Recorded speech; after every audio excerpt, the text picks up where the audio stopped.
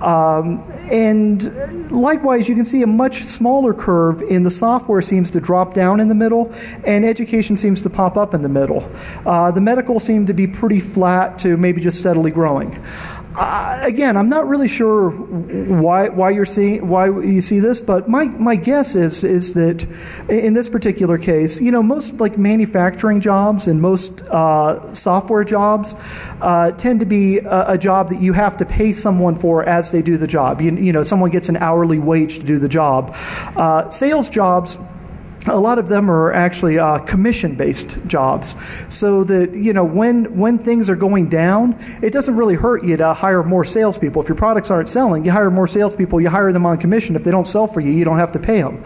So I think that you tend to see this pattern where when things are not going well for other industries, you're going to see a lot of advertisement for sales positions. Not necessarily good jobs there, but certainly a lot of advertisements. Anyway, that's, just another one of the little interesting pieces of information that I pulled out of here. The most interesting thing by far that I've found to date is what I like to call the bikers versus hookers charts. And this was, I looked at the number of ads posted for people selling bicycles, on Craigslist, and compare that to the number of postings under adult services. And when you first look at the trend, there doesn't necessarily appear to be any real significant relevance either from one town to another or between these two items. And these have been kind of normalized based on population, so that obviously, some cities have a higher population than others. They have more postings on Craigslist in general. That information's been pulled out of here. I realized that in the way I collected the data, it was screwed up for a while. So New York was one of the cities I had in there, but my little program getting the data wasn't getting it quick enough, and they just cycle through jobs so quickly on there that you have to look multiple times a day to get it. So this data has been a little cleaned up and a bit normalized, but only based on basically the size, population of the city, and how much general use there is on Craigslist. So anyway, when you first look at it, it doesn't seem to be any real significant trends. But if you look at the percentage change from week to week in the number of postings on both of these, they're really damn close. That you can pretty much be sure that when you look at one of these places in any of these cities, if the number of bikes being offered for sale goes up 10% from one week to the other, the number of ads for adult services is going to go up 10% as well. I'm not quite I'm not quite sure why that is, but it's out there in the data, and it's really they mirror each other amazingly well. I was kind of shocked and fascinated to find that. So what I'm doing here, and what I've done so far, and this is why I'm giving the 20-minute talk here, is that this is very early on. This is basically the basic system has been built to go out and collect this data off of Craigslist. In the job categories alone, you're looking at 12,000 data points that you can collect every day. There's all of this other information out there, and I'm just looking at just the numbers of postings right now. That's really all I really want to look at.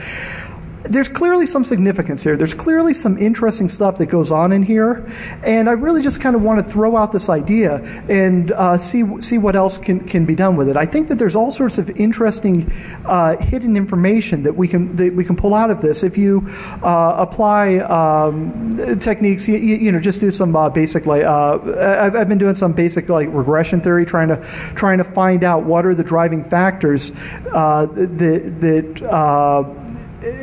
what are the variables that actually drive what's going on. I'd like to pull in information from other sources, look at other information about what's going on either economically in areas or other trends in different technologies, and collect more and more of it, because I think even though this is a really crappy, lousy sensor of trying to get in and get information out of the world, it is a sensor, and you can do amazing things if you take two crappy sensors that measure things in different ways and put them together in the right way. You can get some really good, clean information out of it.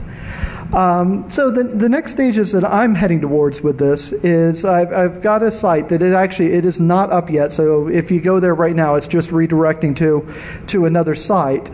I was hoping to have it up by the con, but I didn't. My fail.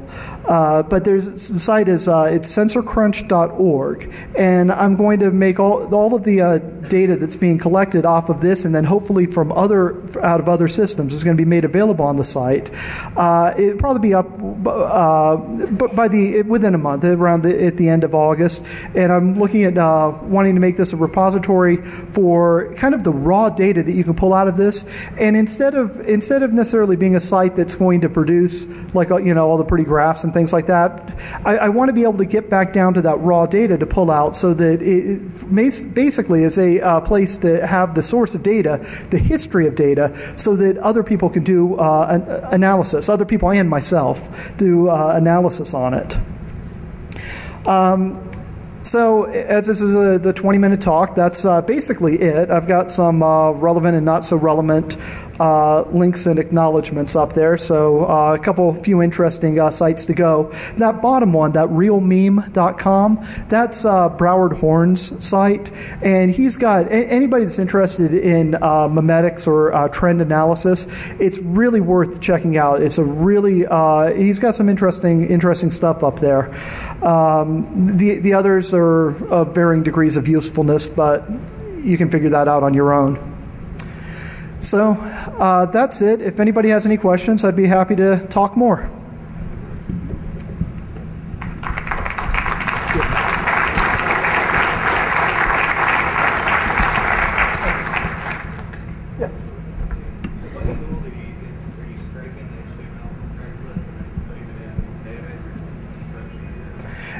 The question was, what tools am I using to do this? And if I was just scraping it from Craigslist, I am. Their site's really nicely structured. They have the RSS feeds, and you can just connect. There's just a different URL for basically every posting category in every city, and it's really easy to basically.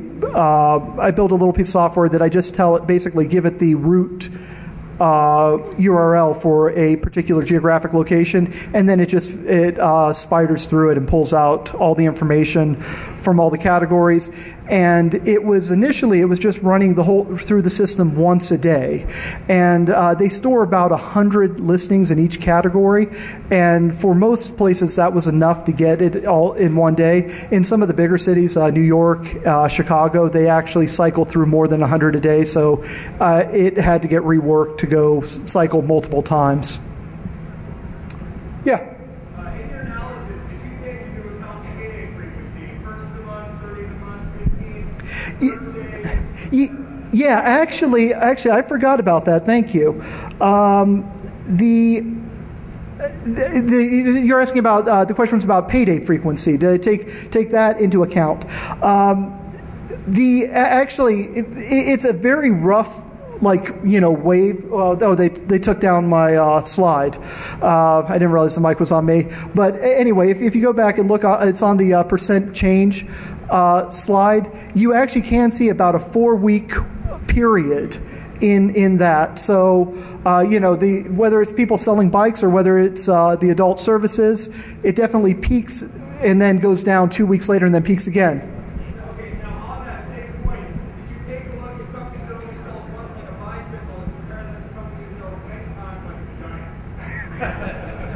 Well, yeah.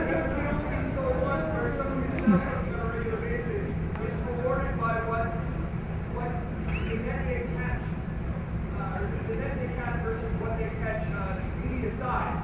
So if a prostitute puts